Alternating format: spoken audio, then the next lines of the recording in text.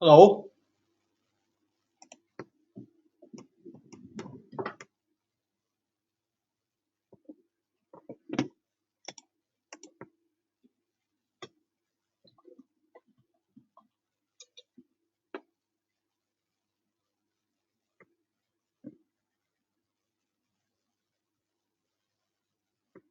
So you cannot hear me? Can you hear me Can you say okay? something? Can you Yeah.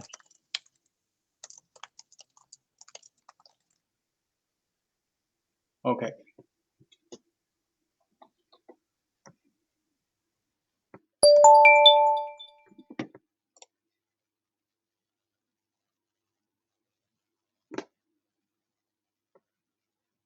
Hello.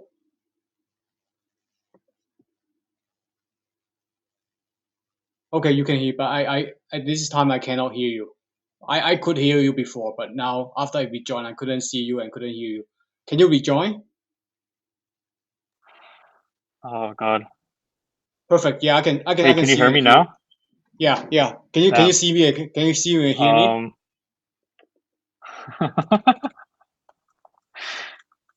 uh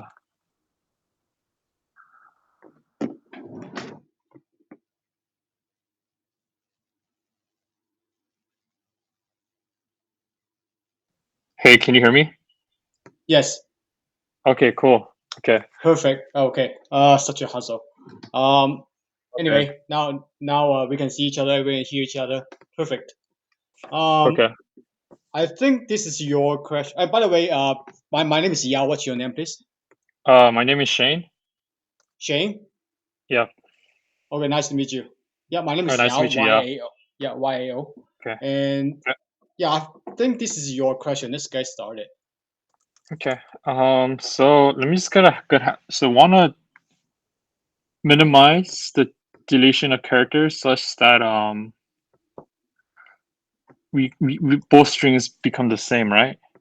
Yeah, So let's just so I'm just gonna go through like a couple examples here. sure. So for here, I guess the reason why I wanna just let me just get like a handle on the problem. So reason the expect output is 3 because so we have like a dog and a frog, right? So we're gonna like delete this, and then that's 1, and from here we can just delete these 2, right? And then they both become OG, right? So that's why it becomes 3, right? Yeah, And so I guess I guess there's like 2 different ways of doing this because there's like one way of this is that like we want to at the end keep what is I guess one way of phrasing this is what is the minimum number of deletions such that we get their longest common subsequence, because this is the longest common subsequence of string 1 and string 2. And so what we can do is one way of solving this problem is we can find the longest common subsequence, and then we can like subtract it from their concatenation. So what I mean by that is, so let's say like string 1 is this, or I guess when you concat both of them we get this, right? And then the longest common subsequence length is this plus this, right? And so if you just like delete OG and OG here, then we get the number of deletions needed. That's one way of doing it. Other way of doing it is just it's just like we enumerate over every possible deletions that we can do, and then we find a minimum one. And so this is like the complement problem. Is so the complement solution is find the LCS, and then we and then what we can do afterwards is we get the both of their lengths, and then we just subtract it by two times the LCS, right? And so we get this. So I guess the formulation is it's like the length of A or length of stir one plus length of stir two minus 2 times the LCS of stir one and stir two. Well, where the LCS gives you the length of the best possible overlapping common sequence between these two. And the other solution, or like the another way of doing it is you want to try to delete the character. So let me just run through this example here, okay? Um, so you have dog one and frog one. So if let's say if the characters that we look at aren't the same, then we say, okay, we're gonna try deleting this, okay? And then now we're stuck with OG and frog. And or maybe like, if they're not the same, maybe you want to try like deleting here. Who knows, right? And then maybe from here and here, you want to maybe try deleting this. But when they're like the same characters, we know the cost of delete is nothing, so we just move on to the rest. So every time we delete something, we're gonna say it's gonna be like one plus whatever we try. And so the DP formulation. So we can like solve this using dynamic programming because we're gonna repeat same problems. So let's just say DP of IJ is goes to the minimum cost to delete. I'm just gonna call this A and B here at top from AI and BJ. And so let's say if A is empty, then the cost to delete is going to be the length of B. If B is empty, the cost to delete is going to be everything for that's in A, right? So the way we can recursively define this is let's just say, I'm not gonna write the code yet. If let's say I'm trying to like be more formal. If the minimum cost of delay is going to be length of A minus I. If let's say B is empty, it's going to be length of B minus J if A is empty. Otherwise, if the characters are the same, then it's going to be just going to be dp of I plus one, J plus one, because both are the same. So we can move on to sub problems. So let's say like if it's OJ versus OG, then we can just move on from here and just check the rest. If they're the same characters. Otherwise, we're gonna have to delete one or the other, right? So it's gonna be one plus a minimum of, let's say if we delete I plus one J or dpi J plus one, because we can try it. Okay, so what I mean by that is when you go back up here, let's just bring up this. So instead of frog, let's say we have like um let's say we have this, right? Instead of frog, let's say we have like OG, right? So dp I plus one J is okay. We're gonna try deleting this D here, and then we reduce it to this problem, and then they're both the same. So we're gonna go here, we're gonna go here, and then we're gonna go to another here I plus one J plus one. So it's gonna go here. Both are empty, and then we're good, right? So we deleted one, right? Otherwise, let's say if you're like in this case, okay, we delete this, and we're just gonna hit this, and then from here, we know the optimal solution is we want to keep this here, so we're gonna recurse to this part here. So we're gonna delete the F, and then the next case could be one plus, we're doing another F, it's gonna be here, and then minimum deletion here is gonna be 0, right? Does that make sense so far? Yeah. And so we can Well, go for either way here. We can like solve this problem, or we can solve this problem. This is more like straightforward in terms of like we're solving we're like directly enumerating over every possible deletion that we can do, and then we're just gonna find the minimum one, right? And for here, we just we're enumerating over every possible we're solving basically the opposite problem with this. It's like the opposite operation when you do the LCS. But yeah, but this is like in the more I guess the mathematical form is if you're like giving some kind of like a formula, it will be like these are like the base cases here, and this is like a case number one, and this will be like a case number two. yeah. So both method can work. And then sorry, let me do one Yeah, more. So both space and time complexity is going to be yeah, exactly. for That's what I both, would ask you.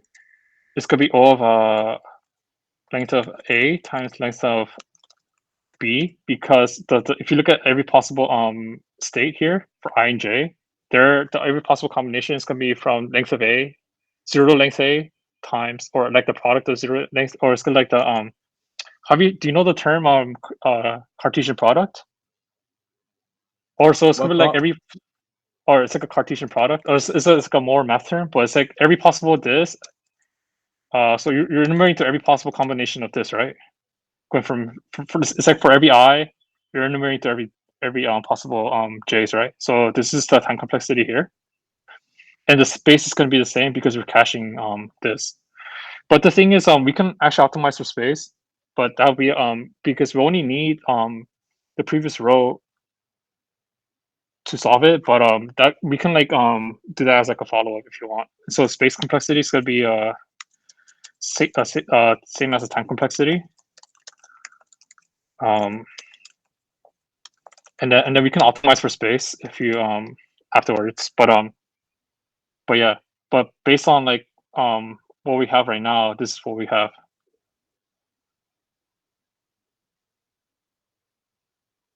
Yeah, Because I don't yeah, have any questions. I think you you're done. I think you know the solution already. If you want, you can code it whichever method you want. okay. I'm very impressed by your progress actually. Do you are you familiar with Python? Yeah, I've been using Python every day. Oh, so are you familiar with the functools cache or LRE cache underscore none? And when you know this thing, right? Wait, Or like when you do a DP, or like when you memorize or like have you seen this before? no. I never. I know LRU cache, but I never seen Yeah. this function So it's before. this is the same thing as LRE cache none in Python 3.9. This is the same thing. Okay, They're the same thing. Yeah. So this is Python 2.7. So they don't have it here. Okay. So I'm gonna like make my own functools cache. I'm gonna memorize my own. Okay, if you don't mind. sure. Okay, no, I don't want. Yeah, go ahead. So we have like a function, right? And then let's just say um uh so we have our arguments. Doesn't matter if uh otherwise or are you familiar with inner functions, right, in Python, like Yeah, this? inner function. Yeah. Okay, so I'm just gonna so I'm basically implementing this right now. Okay. So now we have so since we're defining our DP like this, I'm gonna do like I'm gonna do this now. Um, so now we said if we're done with let's say if we're done with B, right? Then the amount of deletion that I have to do is return length of A minus I, right? That's the remaining portion of I, or portion of A, because the way how we define it is we define it in terms of their substrings like this. I'll just leave a comment here. And then if in other base cases, if we're done with A, um, then we return length of B minus J, because this is the amount of the remaining from B side.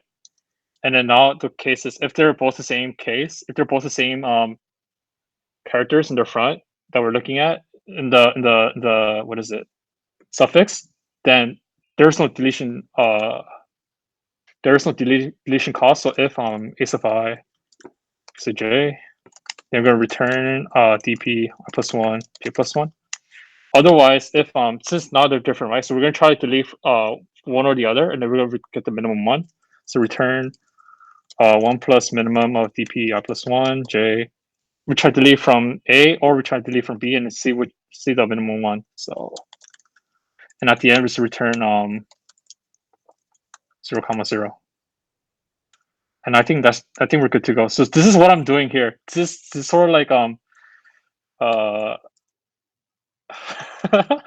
this is like sort of like the same thing, but it's not LRE cache necessarily. But I'm just kind of like doing that.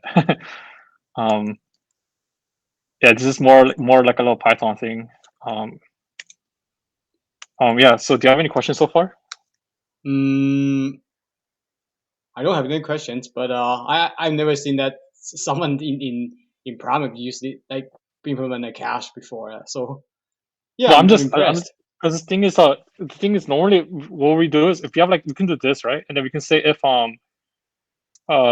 I comma j in cache, Yeah, Yeah, we just exactly. return it. But yeah, but but yeah, I'm just yeah, because I like to do this because I'm lazy in leak codes.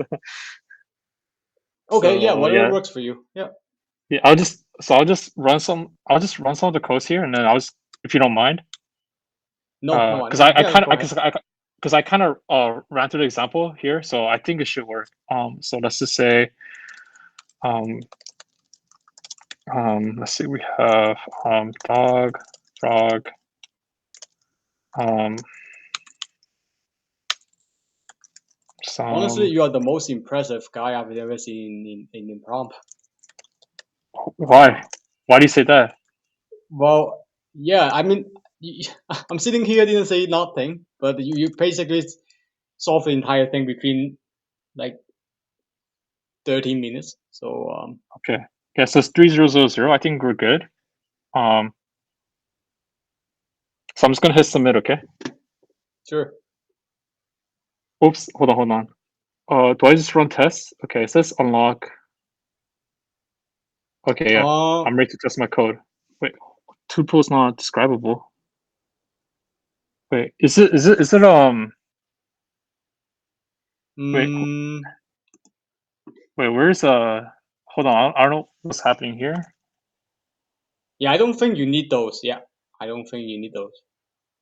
Uh okay, I'm just trying to like run my, okay, so I think this kind of like broke the test here. When I Yeah, exactly. yeah,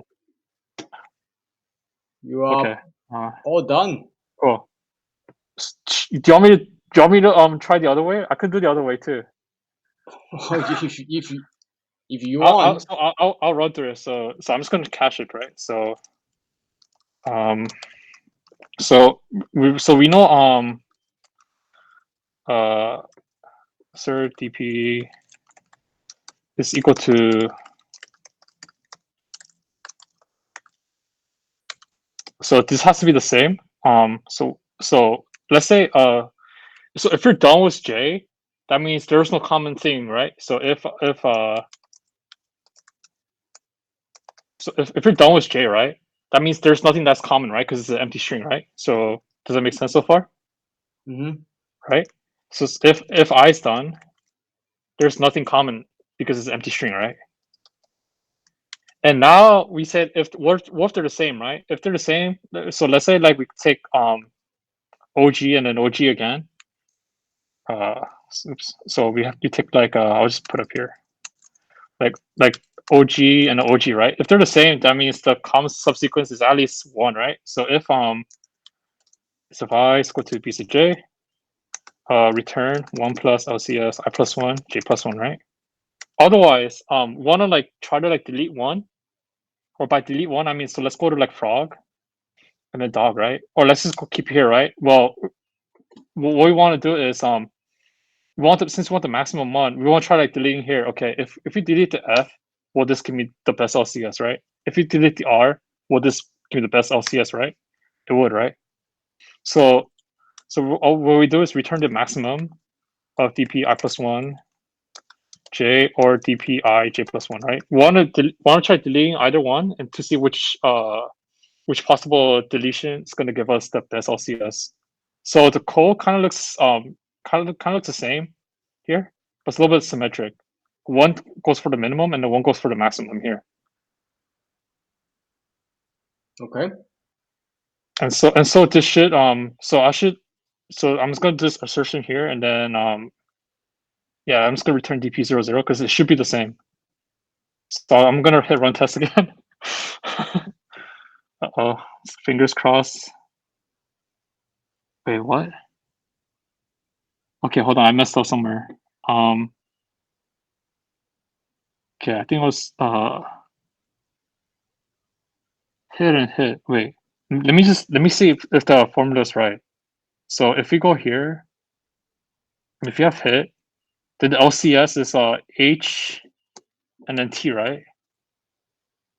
This is like because one and then one when they want to delete EAT, and then want to keep this, and they want to delete EAT EAI. So let's just go through one by one. So if they're the same, LCS is going to be HT plus whatever. Okay, cool. So now we work on EAT versus IT, and then from here, we wanna try deleting. So let's say we delete this, right? And then here, and then let's say deleting this will give us the maximum. So if the LCS is a HT, and then we have HIT plus HEAT, right? Then we want to delete these ones here. So let's say we delete this, and then we delete that, and then we want to delete the other H, and then we delete that. It should give us. It should leave a 3. Let me see. Let me think if I mess up somewhere here. Oh, because I actually put a DP I plus 1 J plus 1. So it should be LCS here. You see that? Yeah. I wanted to ask you at that time why you have to call the file function. Yeah. So I actually called the wrong function here in the bottom. You see what I did, right? I think you also mess up here is LCS plus 1. Oh yeah, sorry. No, because I also LCS plus 1 because I got rid of the parentheses. Yeah, Yeah, it's a exactly. it's a wrong You function. need the Yeah, yeah, parentheses. Yeah, there you go. yeah. So I actually like wrote the wrong function. Sorry about that. No worries. So I run. Okay, cool. Yeah, so we got the same thing, right? So this is actually equal to this here. Um, well, I have been on Pramp many times, but you are the most impressive guy I've ever seen. Uh, I yeah. What So else you want to? What else you want to try? I mean, you try both methods, and yeah. so next thing we can do, as I suggested, is we can optimize for space, right? Because this here we optimize for, so space can actually be reduced down to the minimum of A and B, because we only need, if you look at the formula, if you look at the recurrence here, we only need the previous row. Like if you look at the DP, like in terms of like a 2D matrix or whatever, we only need the previous row. We never need like I plus 2, I plus 3, I plus 4. Yep, that's And right. so like we can like minimize, we can get the minimum 1. So if you do this bottom up instead of recursively, we can get the we can we can save it. We can save on space. So that's like the next follow up if you want. Sure. Yeah, if you want to optimize for space, yeah, go ahead. Okay, so I'll just I guess I'll call this like version 1. So space, the times is gonna be the same, but space is gonna be the minimum of A and B. So for here I'm just gonna say so I'm gonna sort A and B based on their space, because I want to like always make sure that so I'm gonna say A and B is equal to sorted A and B, key is equal to len. So we're gonna make sure that A is always less equal to len to B. So we're gonna always use A as our the previous DP. Okay. Because Okay. so yeah. So the thing is okay, so let's see so one iterate I want to see how I do this um okay, so are you familiar with the collections library? Yeah, I Like, know default X. okay, so I'm gonna do this. Let's just say n comma n or uh b, and then we can say dp is equal to default dict lambda. This could be so we want all the up to len a as a state, so it could be 0 times let me think n plus 1. Okay, but the thing is okay, that's fine. And then now we just want to iterate over for every possible let me see, how do I want to iterate the i's. So if we're going to return dp 0 0, they want to iterate from like backwards, all the way backwards to the forwards. So I'm good. At the end, I'm going to turn so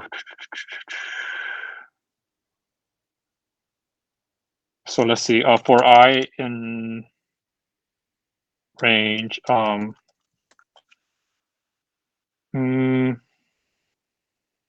we're going to want to start from len A, right? So A -1 -1. Now now want to iterate to every j, right? Range of len B -1 -1. Let's say if j equals to len B, then dp of ij. I'm just copying exactly up here. Is equal to len of A minus I. This is kind of it's gonna sort of be like a copy paste now. If do I want to do like this? I guess I'll just do like this. If I is equal to len of A, then dp of I j is equal to len of B minus j. And so there's like a cool thing you can do with Python on specific that this will make it all of this memory. Actually, so if I'm going to do it like this, I have to iterate backwards because I would have to iterate from j because I'm using I as a like I as the columns. So sorry about that. Let me oh this kind of looks bad, but for every j in range of B and then now for every I okay, that's it. Because the reason why I'm doing this is because I'm using the eyes at the column because I sort it based on their length. So because I'm gonna throw away the previous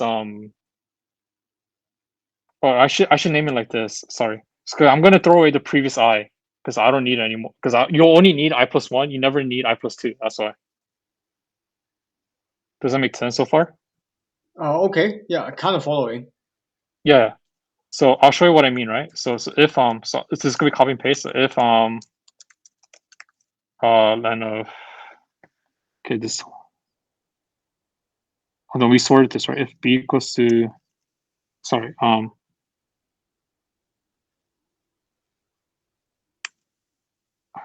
wait this hold on oh man this make it's making me look bad right now. So we sort that for every index and so we're gonna make default dict of from A, right? So we're gonna iterate through every B, okay. And then okay, so if okay,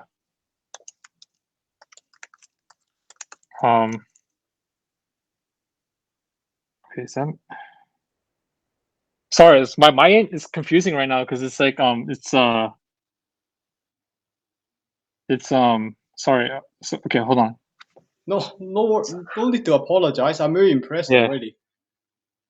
because I don't know why my brain's like thinking like okay, so I'm gonna strictly make okay, so I'm gonna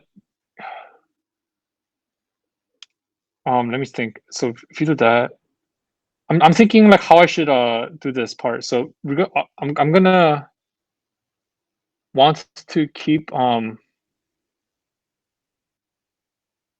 okay, so okay, sorry. I'm trying to like follow this structure here. So I'm just gonna reverse it, okay? So we're gonna make B as our columns now. Yeah, my mind's just so we're gonna make B's as a column, okay? So we're gonna iterate through every I now. For I and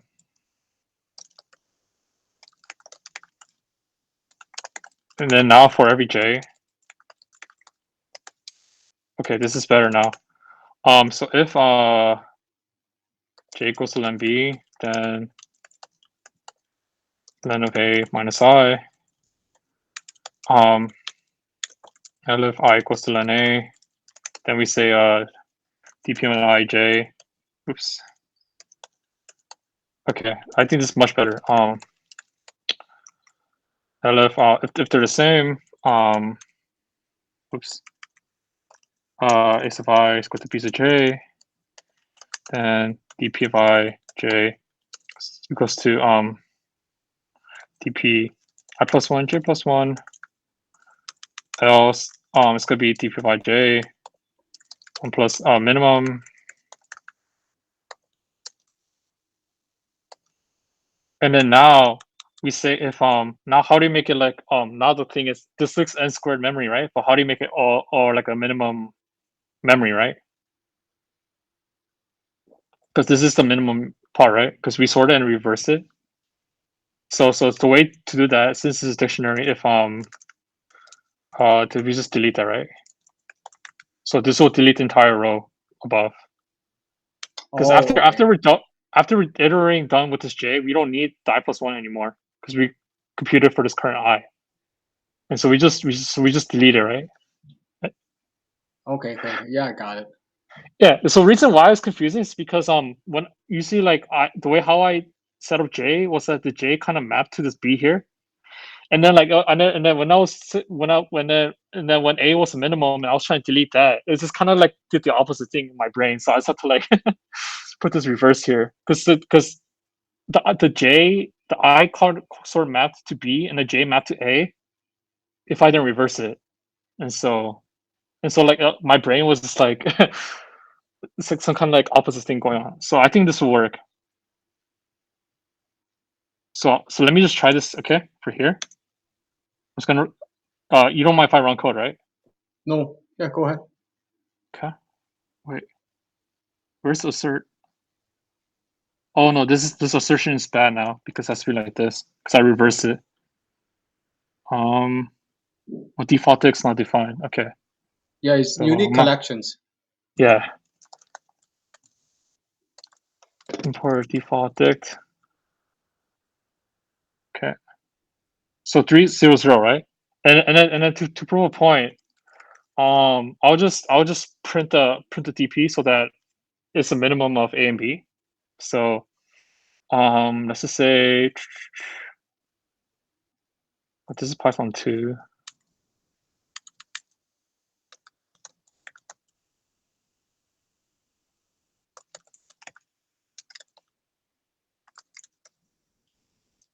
Should be A, B. So you see how for sum. Actually no, let's go to the first example, right? So you know how the zero an RTP only contains the zero, right? Because we deleted everything above because we don't need them anymore. And then notice how like if you look at it only contains 3, 2, 3, 4, right? Which is the length of dog plus 1. So let's just to prove a point. I'll make the example very big, okay? So let's just say let's say we want to do deletion of distance between, like, I say let's say something ABC versus, like, A B C D F G whatever, right? Then our DP, the memory should be 4 for this one, right? Because we're choosing to minimize. We were choosing we only want to choose like the minimum of the length of ABC versus this, right? And then Okay, so if I yeah. run code, hold on. If I run code, it should be 4, right? So there's only 4, or hold on, yeah. There's only 4 items, right? In the very first example Mm-hmm. in the output. Do you see that? Yeah. Yeah, and then I think this is like the I don't think I'm not sure if you could get better than this, but yeah, I guess that's it for space. So we went from all n times n to just all minimum of then A and B, or M and N for the problem. Yeah, I don't have any follow-up question. You solve it basically three ways within 30 minutes, and Okay. time complexity, space, everything is optimized. So yeah, 100%. I have no other follow-up question. Yeah. But I think this is a little cool, little trick you can do. You like to, so if you go line 28, right? You like to do this. So you do this, right? I'm guessing you do this, right? Well, I'm just like most of the people. I have a dictionary or a two arrays, and then keep track of Okay. the a grid. Okay.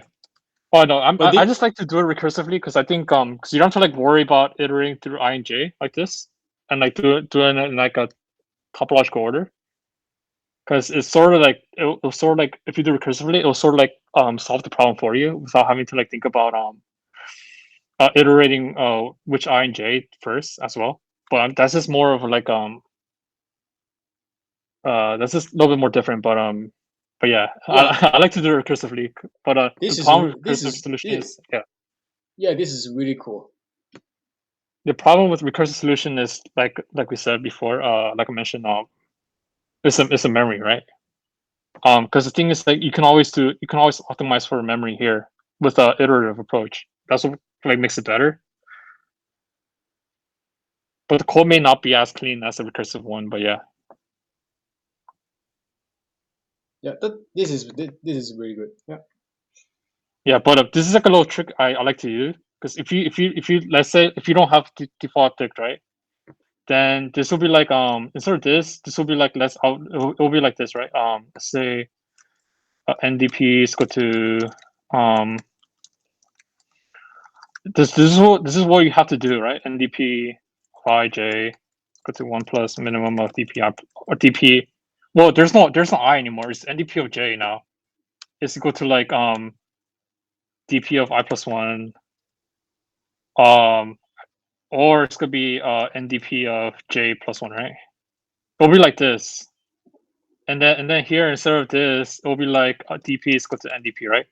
So it'll be a little bit more different if you don't have like if you don't set up using a default dict. So it will look like this, right? If you if you want to keep it all van memory, it will look like this. But I think using collections default dict is a little bit more clever because you can keep the 2D-ness without like having without your code mixing both DP and NDP, right? Hmm. Yeah, yeah. Yeah, I think it's a little bit more Python thing you can do, or maybe you can do it like Java too. Maybe with like some kind of like a default, get or default, whatever, like this. But yeah, Yeah, default but yeah, is really good. Yeah, it's coming very handy a lot of time. I yeah. Let me know if you're ready, and then we can move on. Uh, Uh, have you, my or do you question? want to do feedback first, or do you want what do you want to do first, right? Um, well, feedback. As I mentioned, I'm very impressed by what have you have done in three ways, Yeah, and also very clean code, and you analyze you. I was about to ask you the time and space complexity. You answered them before I asked. So yeah. very proactive. I if I was an interviewer, I would hire you immediately, right, without a second thought. All right, thank you. Yeah, so I do not have any follow up. And have you seen this question before? Actually, I mean, I've done like other DP problems that are a little bit harder than this.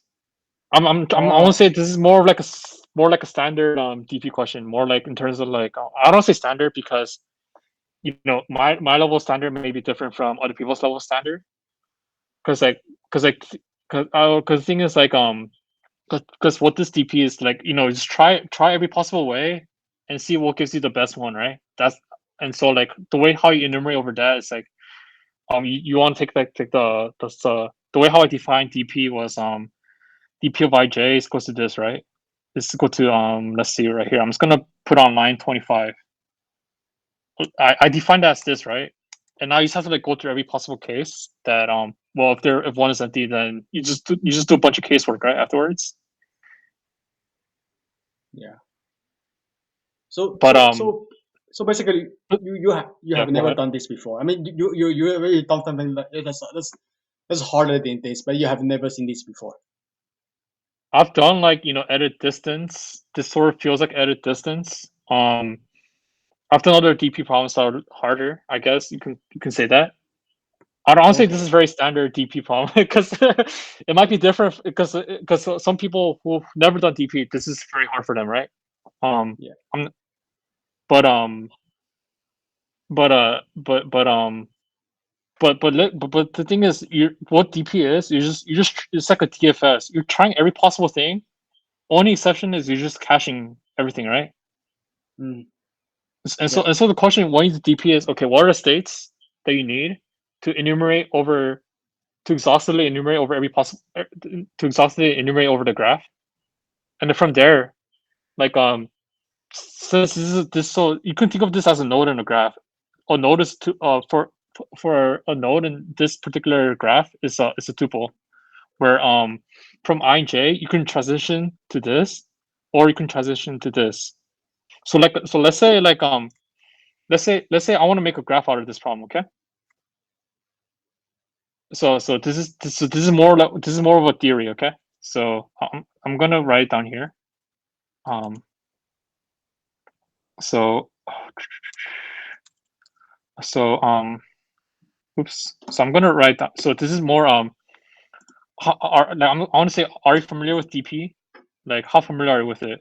Just Yeah. curious. I know dynamic programming. Yeah. But do you see dynamic programming as a graph problem? Because I see it as a graph problem. Graph. You mean like DFS and BFS? Those graph Because problems. yeah, this is a BFS, by the way. This is BFS because what you're doing is you're building solutions that have zero incoming nodes from the beginning. Okay. In Yeah. a topological order, it has zero incoming nodes. That's why they're the base cases. This is more like abstract. Plus, I'll show you. Okay, let's just say A and then B, right? Um, so let's just say graph. So I'm gonna make a graph out of this. Okay. Um, okay. So you see this so far, right? For every so we're gonna enumerate through every I and j. Um, oops, I should do M and then I think this is better. I don't know why I'm doing this. Okay, hold on. Sorry. um, hey, um, let's say so if so we do casework here. If actually we don't need this part. So let's say if case of I is equal to b to j, right? Then then then the cost to go from so if you look at so if you look here so let's say our graph we're gonna have a cost to go from one node to the other node. Okay, follow so far. Okay. Yeah. So from this node I and j, so since they're the same, the cost is going to be 0, and then we can go from here to I plus 1, j plus 1. Okay, I should do this comma. So there's a deep connection between like a graph and a DP because DP for it requires you to have a directed acyclic graph without any cycles, because if it has a cycle then it never has a base case. Um, so otherwise if else otherwise they're different, right? So we can transition two different ways. So graph ij dot append the cost to go from this node to I plus 1 j is going to be 1. Let me let's go put a bracket here because that's like too much parentheses. So you can jump from this node to this node with the cost of 1. Okay, and it can go from this node to this node with the cost of 1. When it's the cost of 1, you can think of like a node here. Let's say node A to node B with a like edge rate of 1, right? And then we can think of like node A to like node B if they're different. Otherwise, you can go like from like node A to node C with like a edge weight of 0, right? So that's what we're doing here. So now we built a graph, right? Follow so far? Mm-hmm. Okay, so now I'm gonna copy this code here. So let's see. So we have this instead of this, I'll do this, right? So answer is gonna be 0. So we want to minimize so what we want in our graph is want to go from 0 0 to a leaf node that has the minimum number of distance. So what we want, so basically what we do is we want to reduce the so we don't want the shortest path. We want the length. No, we want the sum of the. So what we want is we want the it's not length of the shortest path. It's the path that contains the uh minimum weight. So what we're gonna do is so for every let's say n cost to the neighbor, whatever you want to say, or n I and j, right? In graph of ij, right? Answers could be the minimum of answer, whatever this is, or the next cost. I just put a cost here. I should put cost here. Actually, this is actually wrong because it should be whatever whatever costs to go to the next neighbor plus dp of n I and j, right? So this is the problem that we're solving here. And then and this is more like a DFS kind of code, right? So we just return do you see this so far? Yeah, yeah. Do you have any questions? Or I can explain some of the stuff if you're kind of confused. Not by kind of confused, I mean I'll be happy to explain. Um I think hold on. This um so Yeah, I'll go ahead. kind of following. Yeah, yeah. You basically translated the entire question become like a graph problem. Graph Um, problem, right? So these are leaf nodes, right? So we the um want to know the minimum one. So in our graph, we want to find the path to any leaf node that has the minimum cost. mm, That's what this is. So this looks a little bit different, but that's what this is, because DP, you can look at DP as a graph, and so we want to look for a path from source from here to a leaf node, any leaf node that will give you the minimum the minimum cost to get there. And so this should work. So I'm just gonna hit submit. Okay. yeah. I should run test. Add cache. Wait, what? Indentation error. Where did I? Oh, I think here. Let's go delete this. Um, yeah, but this is more like a philosophical thing, or not philosophical, but like what should I say? It's like even more like if you look at DP as a at like a core, it's actually just a graph traversal. Um, hold on, let me just delete everything here and then I'll put it back. I'm getting like some weird indentation. Wait, hold on. Did I mess up something? If oh, because I said answer equals to 0. So answer should be like whatever math on infinity. Sorry about that. Um you get why, right? Because if you take a Mm-hmm. 0 and then some, yeah, so if you take a 0 and then if answer is 0 and there's a cost that's higher and we obviously need to delete something, it's always going to be 0. So answer should be infinity so that we'll get the minimum one. Yeah, sorry about that. Um, undefined module has no word inf. Oh, this is Python 3. Okay. Yeah, I think I have to do this. Yep. Sorry. Okay, cool.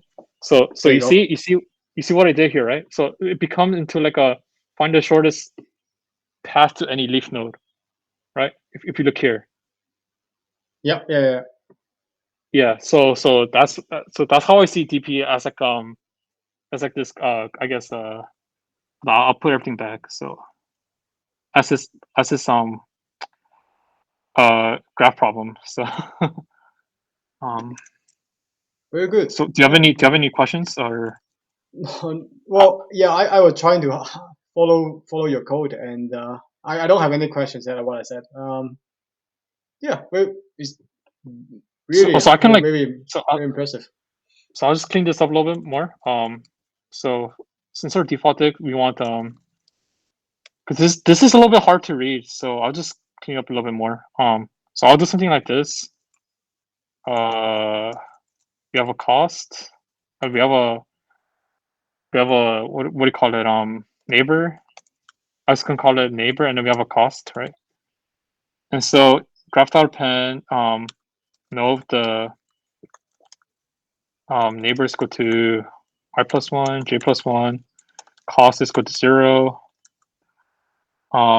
Sort of something similar here because this the bracket, all that stuff I think is hard to read. So cost is gonna be 1 with and then here insert this is gonna be for every neighbor and graph of that it's gonna be neighbor.cost. Actually no. Actually that's fine. Okay. Plus DP of neighbor.neighbor? No, that's kind of bad. I should put core. Okay. Or state. Okay, I think it's fine. Um, uh, it'll be like this. So I just clean up a little bit more. I'll, so you're familiar with name tuple, right? Mm, I this is the first time I'm seeing it, but I kind of know what's going on. Basically, It's like an object. Yeah, yeah you naming, yeah, it's like object, and then okay you can name the tuple to like the state in cost in here. yeah. I think it's a little bit better than using like what I did before. Yeah, it's for mostly for readability, I think. Oh, DP takes 1. Oh, I need to okay. I need to spread the state. Okay. Wait, what happened here? Did I mess up? No cost. I cost is 0. I plus 1 j. J plus 1. Um, wait. Do you see a bug? Mm, What? So if they're the same, cost is 0. Otherwise, we try from I plus 1 j with cost 1. Um,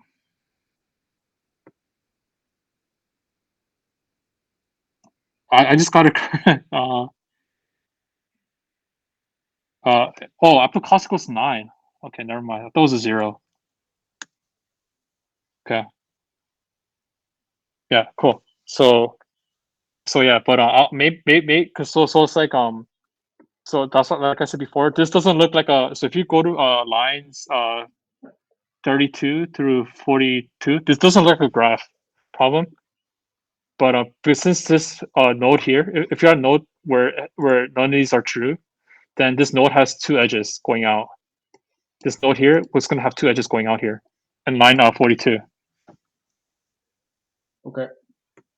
I mean, this is more like I like a very high level what's happening, but yeah, and so that being said, if you like do actually construct a graph for it, then you can get then it's clearly obvious that if you go to lines 104 to 109, you're just finding the path with the shortest cost, right? Yeah, yeah. Yeah, yeah, cool. Sorry about that. I felt like that was more of a lecture kind of thing about DP because you're curious about like hey, have you done this problem before or whatever. This is like no, but I'm kind of familiar with DP at like a deeper level, I guess. So, anyways, but yeah, Wow. Yeah. No, no, don't apologize. Yeah, that's all right, yeah, cool. it's like an eye opener to me. Very Which impressive. one? Well, all of them. Yeah, so this Especially is so yeah. Go ahead. yeah, especially when you implement the cache. Yeah, I haven't never seen something like this before on Pramp, and you solved Yeah, it basically use like four approaches now. The it was two approach yeah, that is the most people can think of is the first two approaches, and then you yeah. optimize the space, and now you even translate it to a graph problem. Yeah, this is brilliant. It's beautiful. Because the thing about me about so the way how I think about DP is I look at okay, given a node, what can you translate to, and what does DP problem solve? Right, a DP problem solves like the one thing that DP does. You enumerate over every possible state in a graph. Okay, that's a given. And so like now you just got to figure out like given a node, what are your possible neighbors you can go to, right? So you just do all the casework here, and then what is the cost to go from that node to that neighbor, right? So Hmm. once you like figure that out, then like most DP code at the core was something like shortest path, shortest cost, blah blah blah. And you know what's funny? Um, you can actually not. No, that doesn't work. I was gonna say you can probably do Dijkstra here, but you're not finding just you can probably do some kind of Dijkstras with this too, because you're finding shortest path to any leaf node. So I can so given this here, you can solve this as a Dijkstra's problem. Okay. Uh, I mean, do you want me? You want me to try that? um, I think I haven't thought about it that way, but now um I think yeah I want to take some time to digest what you have done so first, and then okay. uh yeah yeah I'm very impressed by what you have done already. Okay. Um, yeah. Can I just do Dijkstra's real quick? Because it's like so it's basically Dijkstra is like a BFS, except the nodes that you pop off, it's gonna be the minimum cost to get there. So it shouldn't matter. Sure, if you want to do it, yeah. Okay. So it's just mostly gonna be this, right? So we're gonna import a so we need a heap now. Uh so have you done Dijkstra's before with a priority queue? I don't. Yeah, I don't think so. Okay, so our node, so Dijkstra is distance. It's gonna require distance from a particular node to get there. So um, I have to so we're gonna do something like this. Okay, so if it's not there, it's gonna be infinity. Otherwise, it's whatever is in there. So let's just say so distance of actually can you do Dijkstra's here? I'm thinking because I'm thinking like what are the leave node? Actually, no, forget it. Okay, I don't want to waste your time. Okay, sorry. All right, cool. Okay. Now I thought about like what are the leaf nodes, but yeah, sorry about that. Oh no, no worries. Okay, Cool. okay, Yeah, so whenever you're ready, we can that swap rows. yeah. Let's do it right now. Well done Okay, cool. on your part. Yeah, Thank you. I don't think I can do as good as you are. Let's Don't try don't it. say that. Don't say that. You're fine. Okay, I'll swap rows. Oops. Okay.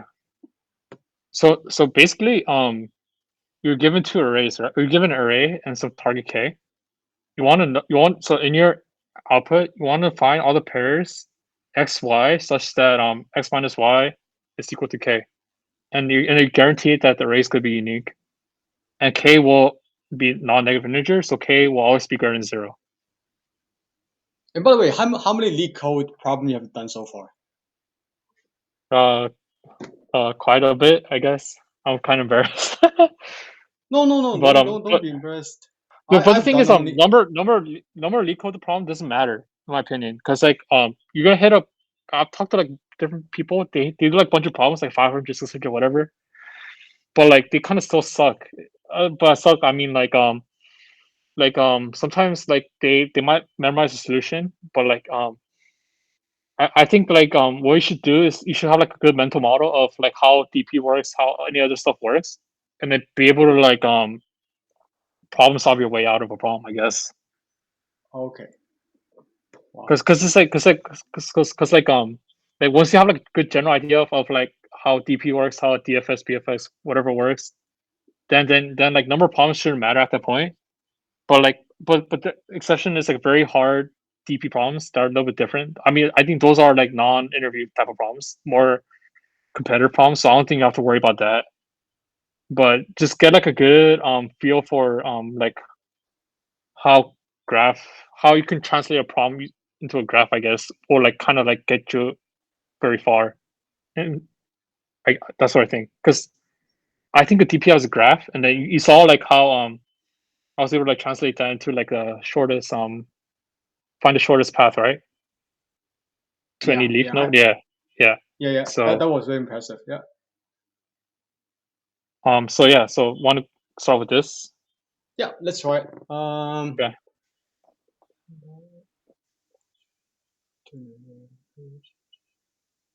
Okay, so the difference is equal to k. Okay. Yeah. Uh, And so the output is let's say so you're given x comma y, right? So the invariant is that x will always come after y. It's the way how they phrase it is a little bit different. It's kind of weird. So if you look at an example here, you notice how one will always comes after zero, right? yeah, yeah, Because one is the last element, zero is the first element. You wanna for each element in your output, want to make sure that the first element in your output will always come after the second element. yeah, yeah, yeah, yeah. I see that. Okay. So basically, the pair comes in like x and y, and x minus y has to be equal to k. Yeah. Um, and also I can reuse the integer in the array, right? So for example for the first guy over here, the second pair is a 0 and -1. So Okay. essentially, yeah, what I was saying is um, this one, right? So I can basically reuse the -1, right? Oh yeah, yeah. Okay, cool, cool. But the equation is a little different, right? Because it's x minus y is equal to k. Right, right. Yeah, yeah. Okay. So for the first pair, the x is 0, y is -1. The second pair was x is -1 and y is -2. Mm-hmm. I'm thinking, um,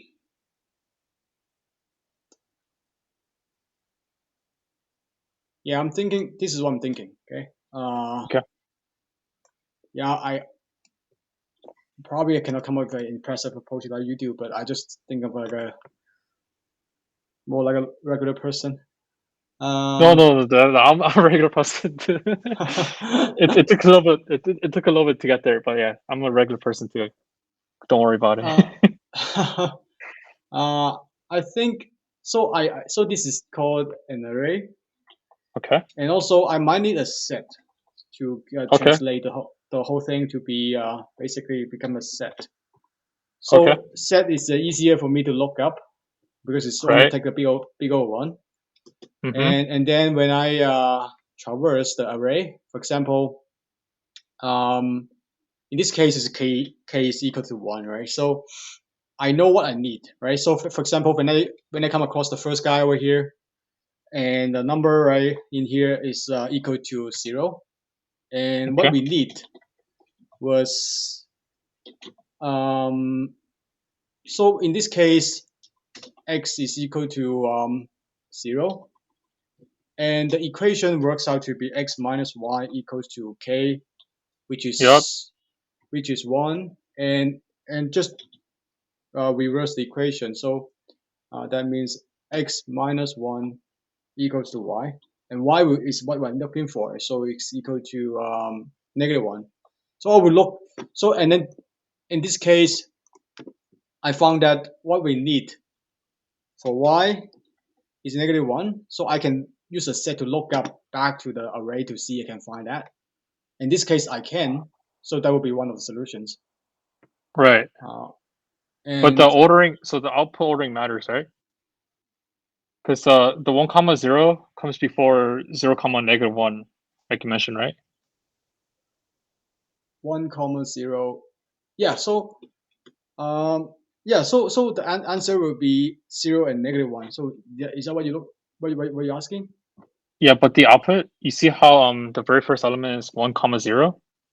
Oh, okay. So why 1, 0 comes before 0, -1? Because your the equation you wrote is a little bit different, right? It's for every y, x is equal to what is it? X for every y, x is equal to Oh, okay. I got it. So k okay. plus k So plus y, right? Yeah, okay. So I can do it the other way around then. So I yeah. can try y is 0 and then x minus It's y.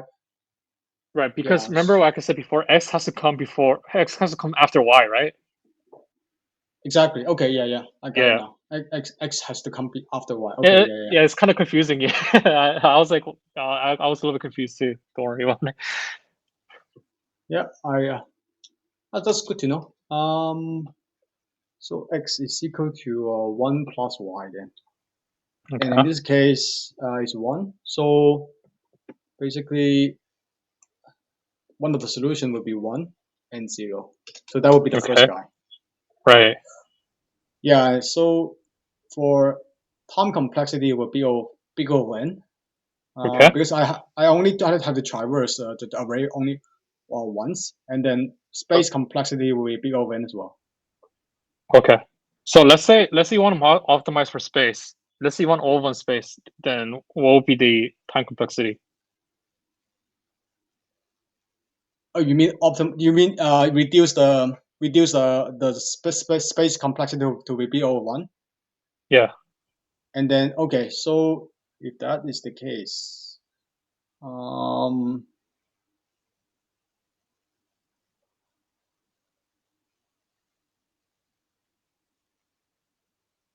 if if I don't use any auxiliary um, space, I have to do the things in place. I don't know. No, no, no, no, no. You're not. It's pretty straightforward. So it's straightforward than you think. So if you don't use space, then you just have to like look for it, right? But yeah, if I don't use space, I have to do like a double for loops then. Okay, yeah, that's fine. So what's the time for that? N square. Okay, cool. Yeah, I just wanted to like get that out of the way. So Oh, okay. Okay, yeah, yeah. okay, yeah, So yeah, yeah, yeah, yeah. You're not doing any like some crazy stuff going on. Yeah, it's just yeah, pretty straightforward. yeah, I was Okay, thinking, yeah. So yeah, that's basically like a trade-off in this case. yeah. So I want you to do the one with the more optimal time with the oven space, the one you mentioned on your first one. So I think let's just try that. Okay, cool. Thanks. Um,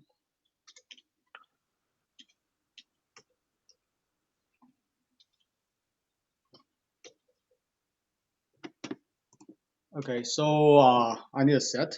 I just call it Okay. array. Just call it as set. As Okay. easy as that. Set for y. Yeah, because it's kind of weird, right? Because usually when you say x, x usually comes before y, but you're saying like y comes before x. This is kind of weird Exactly. semantics. Yeah, Yeah, that's yeah, good I to got know. confused by that too. Yeah, so Yeah, so to translate, I call it needed x. Needed okay, it's x fine. equal to in this case is k plus y. Okay, Um,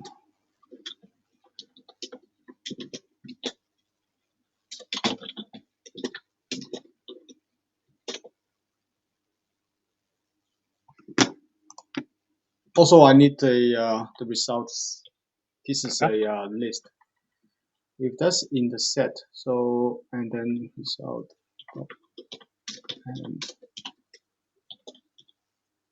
um, it's gonna be needed x okay, and y, and that's okay. it basically.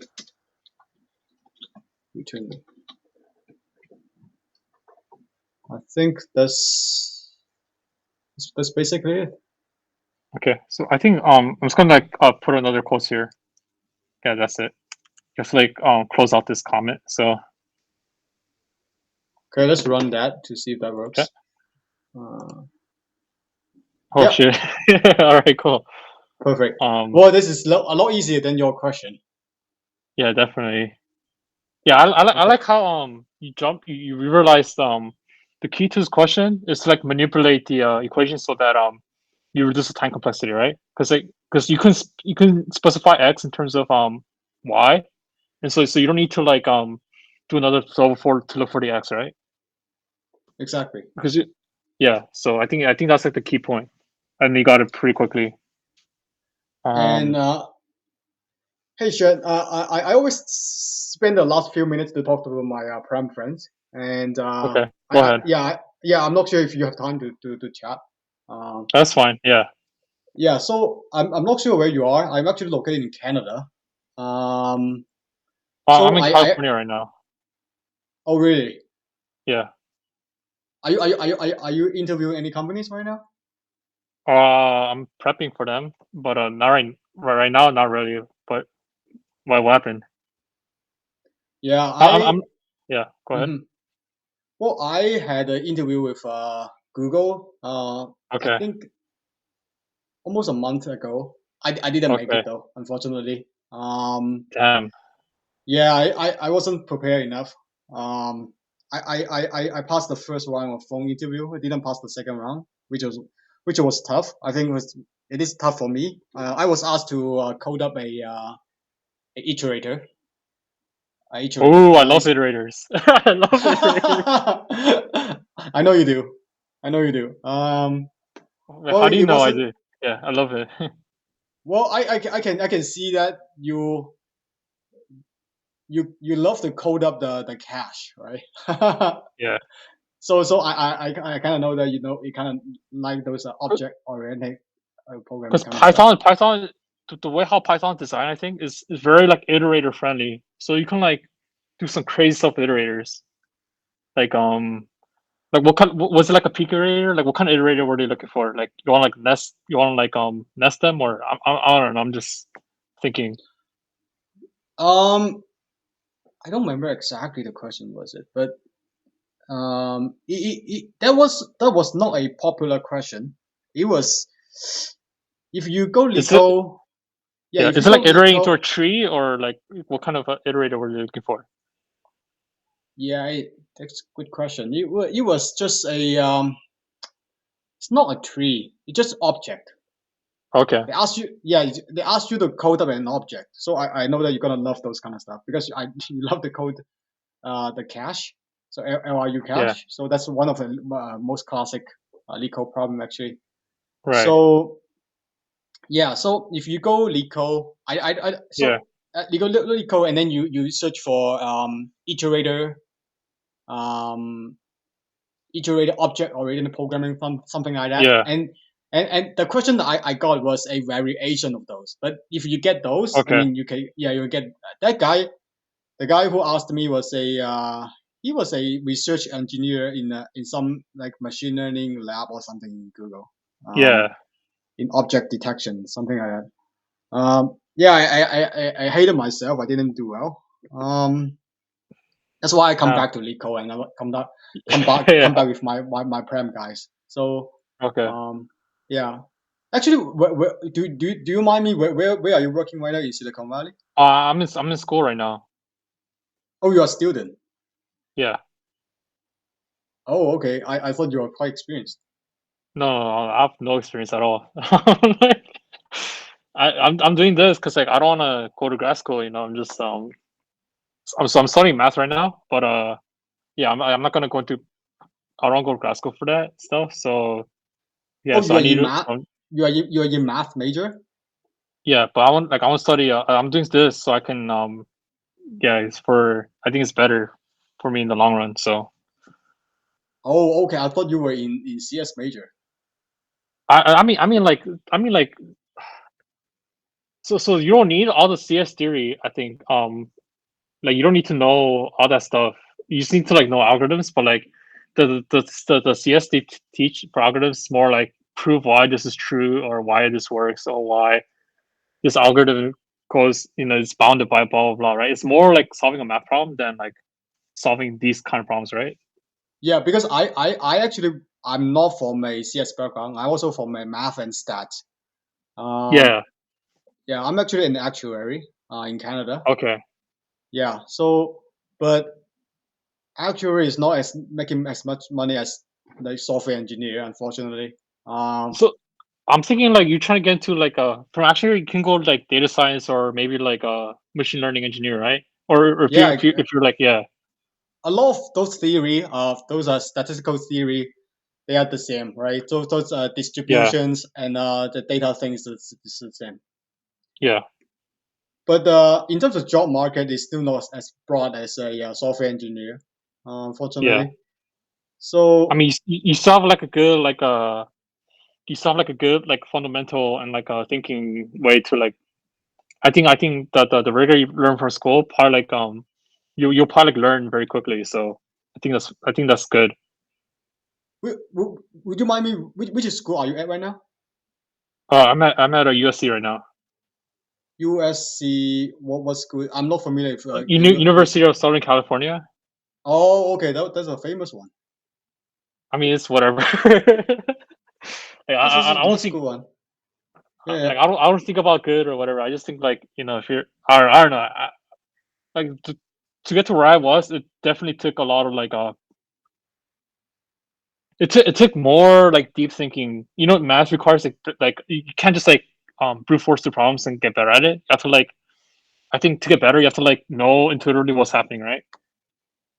And then so So so so so I just had like so I just so took so some you time down to like think about some of these stuff.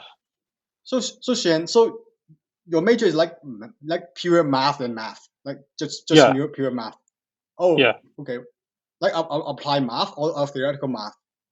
like pure math, right? So, but I don't want Oh, to do I don't want to do I don't want to do grad school, right? why you don't want to? I mean, you I mean, however I, for I mean, the I don't see myself doing that. So, and then this also pays better too, software engineering, than going to grad school and then just yeah, exactly. That's what I'm seeing as well. Well, you know yeah, what?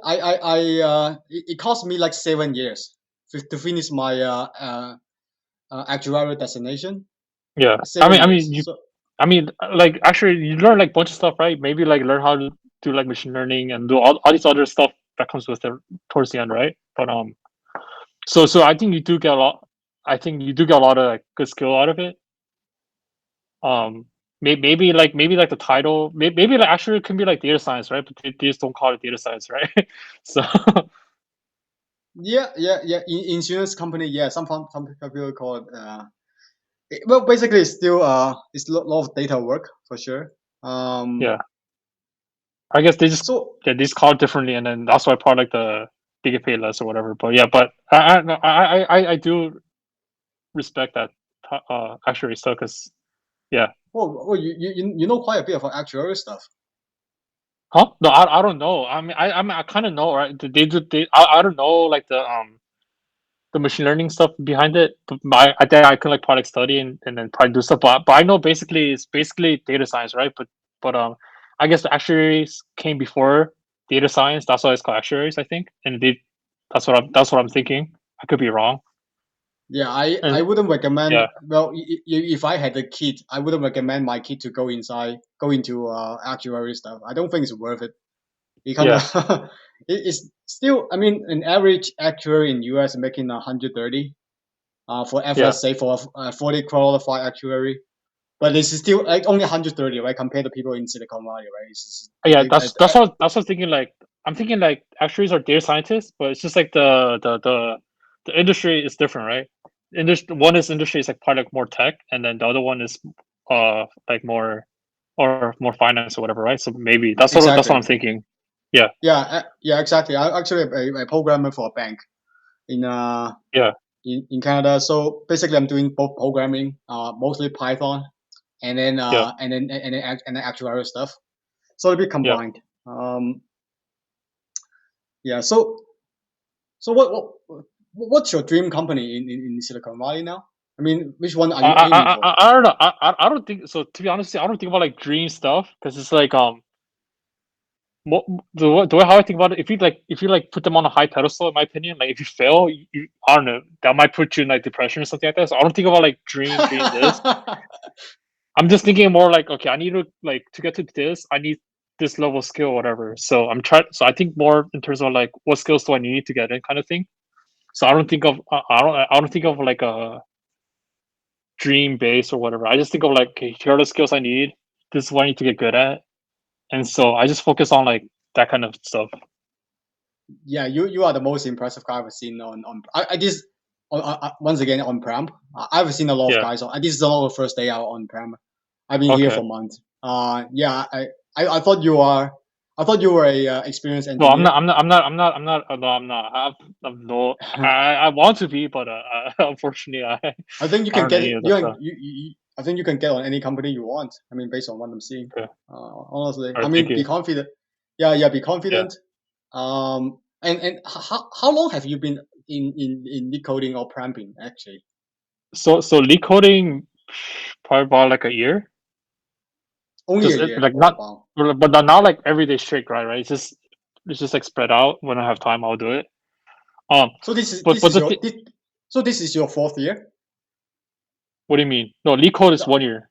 no. I mean fourth year in school.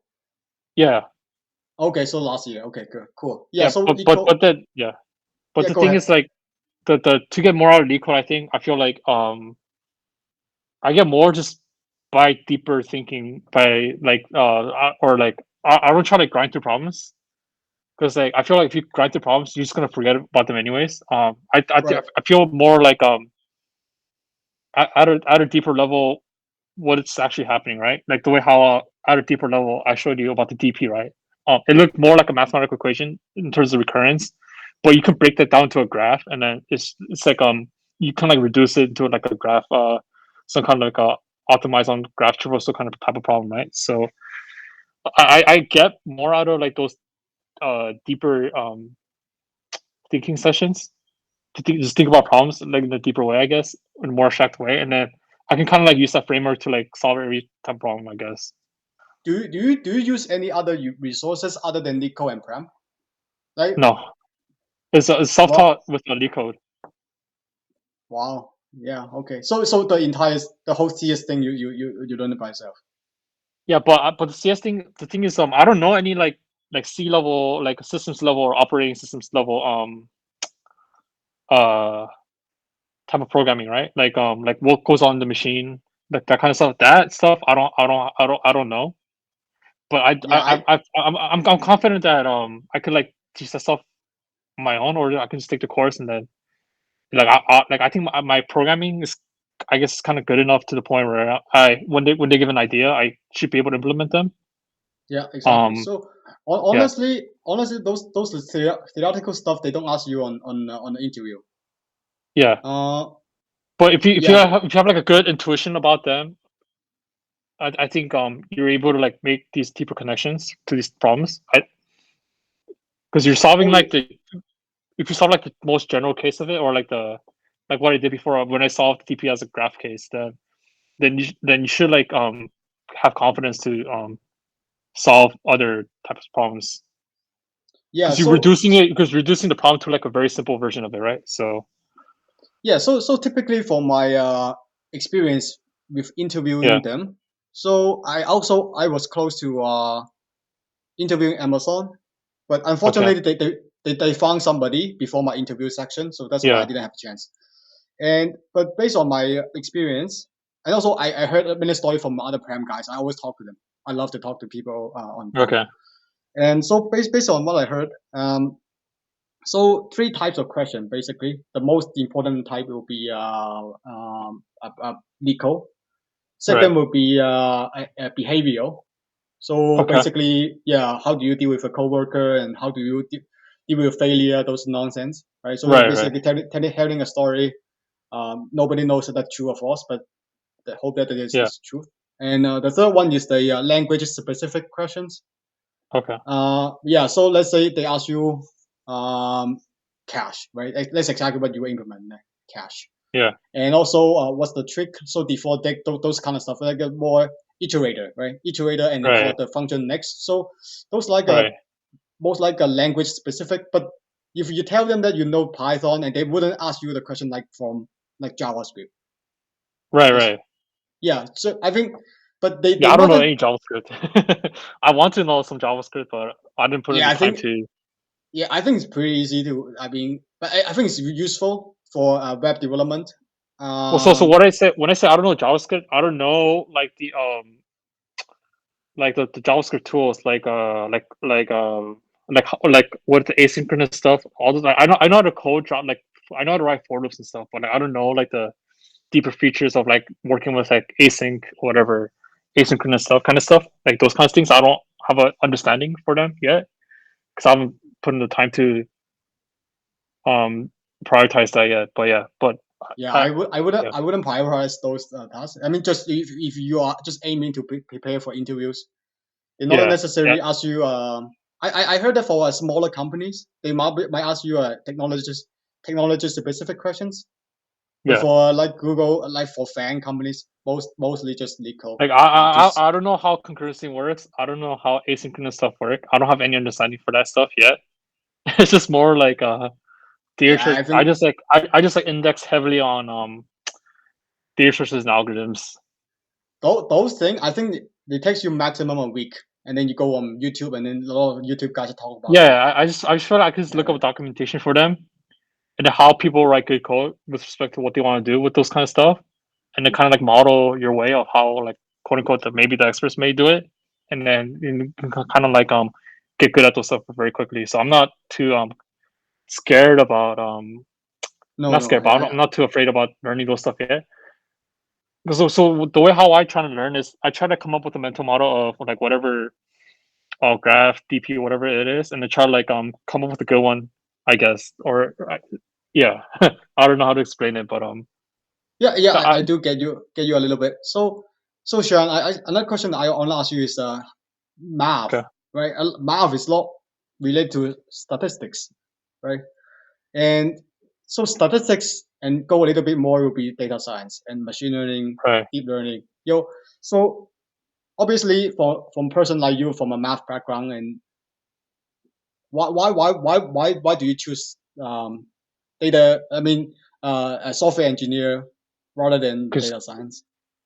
oh no, I'm up for both. Like I'm like Oh, math okay, or just I'm not I don't favor one or the other because I do right, see a very right, good value in knowing how to deal with data and stuff. Like I don't put one or top of the other. Like I feel like okay, I feel like both are very important.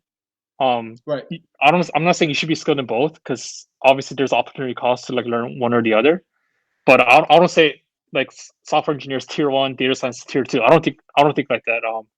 I think like both are very important, and I do want to get into data science as well if I have time to to like to go through them. But I for now I'm just prioritizing data sources and algorithms.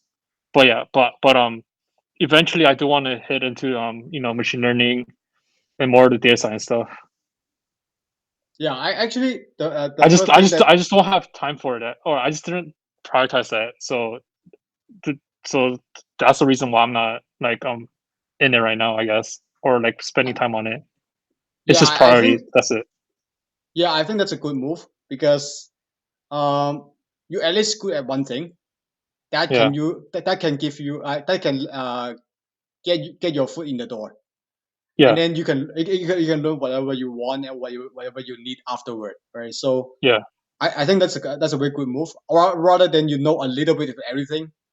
And um I mean that's for my experience. It is because that's where I went a lot. It didn't go straight line to where I want to go, so I yeah. kind of explore a little bit more on There's an opportunity cost for that, right? So exactly. Time is the most yeah, important and valuable. Um, okay. And actually, I want to connect with you on LinkedIn. If you don't mind. I'm not LinkedIn. Like I have nothing. Like I have no job experience, none of that stuff. I'm just some kid, just learning. I felt like I need to like, get good at this, so I just like kind of like went Right. hard on this kind of stuff. But Oh, you okay. can Okay. connect me. You can connect me with here, and then we can like schedule more sessions if you want. Yeah, I want to try with you again in the future, and then maybe I can shoot you Yeah, an email. I can send you that's fine. I can send you my email address, and then you can connect with me. Okay. No, so when you in Pramp, when you connect, it's gonna ping both of our emails like, hey, this guy wants to connect with you or whatever. So you'll automatically get my email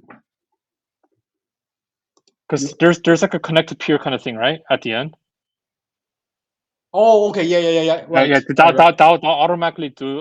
It will set us both up. So Yeah, we're gonna receive my email when you do that. So yeah, let's just go through that and then we can schedule in some other interviews. yeah. Sounds good to me. Okay. All right, man. Okay, Thank you. and thank you so That much for was your time. fun, And and yeah, talk to you later. Yeah, thank you, yeah, man. thank you for the teaching. Okay, see you next time. All right, see ya.